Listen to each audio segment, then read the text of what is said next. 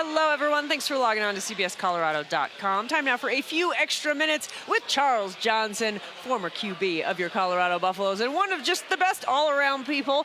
We got a big season coming up for the Buffs, and of course, it begins on Thursday. North Dakota State, nothing to, overlook. Oh, no. What do you like and not like about this matchup? I hate games like this to begin with, right? It's first of all, you don't know much about them, right? There's very little history in terms of having played them or watched them play. But you know they're a great program. Yeah. They are a consistent program, and they're going to bring it, right? They're coming to Colorado to try and win a football game. It reminds me, I think it was 2006, 2007, one of those years when Montana State came into Colorado and upset the Buffs. I just hate games like this. Yeah. I guarantee there's not a player on the CU roster who came to CU to play North Dakota State. Yeah.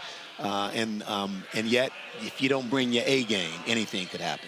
It feels like first game of the season, everybody knows how many FBS teams they've beaten. It doesn't seem like it's a team that they would overlook, but what do you think is the mentality in the locker room ahead of this one? I agree with you. I think given the attention and how last year unfolded, it's less about the opponent and more about wanting to put your best foot forward.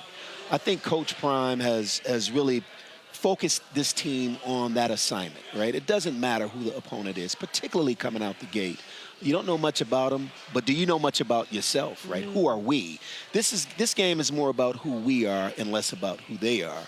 And I think that's why they'll be focused and ready. I love that. You know, it's interesting when you look at the season, the start is similar. You got Nebraska and CSU. You know, you had that last year in the first 3 weeks of the season.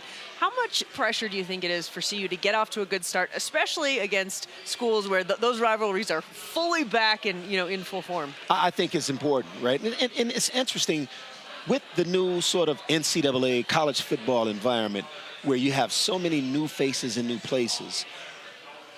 I wonder how normal it would be for teams to sort of get up off the mat. You don't really, you're not with guys that you've been with for 3-4 years. Yeah. And so if you get off to a slow start, what is the tendency for people to begin to check out, to look elsewhere, to try and find greener pastures? That's just the world we're in. I think one of the best sort of, antidotes or panaceas for that is to get off to a quick start.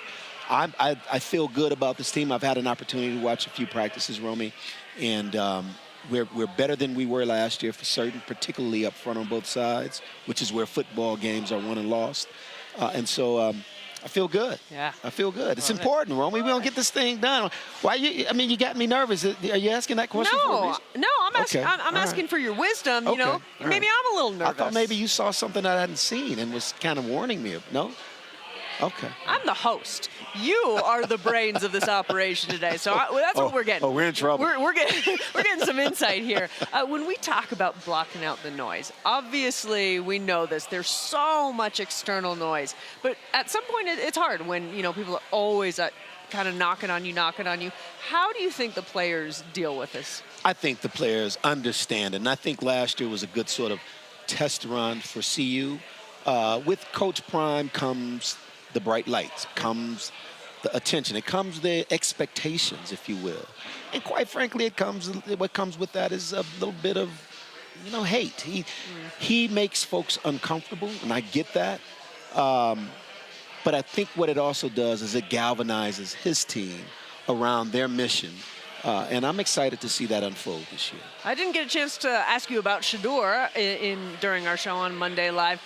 Obviously, high expectations. There's Heisman conversations. There's first-round draft pick conversations. What are you expecting from Shedeur this year? I expect a continuation of what we saw last year, with better protection, with a better offensive scheme, with more continuity. I expect him to be one of the Heisman finalists, if not the Heisman Trophy winner. I think this kid is so talented. And what I really love about him, and it's interesting because he's adopted this sort of social media world that they live in, and he's maxed out on that. But in his core, I watch him around his players. I watch how he talks about his players publicly. I watch how he engages his players in the locker room privately. He's exactly what you want in a quarterback. He's he's 100% the real deal, and I expect nothing but big things. I will also tell you this, the best player in the country plays for the University of Colorado. I've never seen anything quite like Travis Hunter. I was just going to ask you. I'm going to put you on the spot here. I'm sorry for jumping it, but I No. got so excited just thinking about how great this kid is. He's amazing. I'm going to put you on the spot here. Let's just say we get down the line and it's Shedeur and Travis. They're the 2 Heisman finalists. Who's winning the Heisman? You did not just I ask am. me that question. Wow. Well, I think it's Shedeur. I mean, it's the position. Yeah.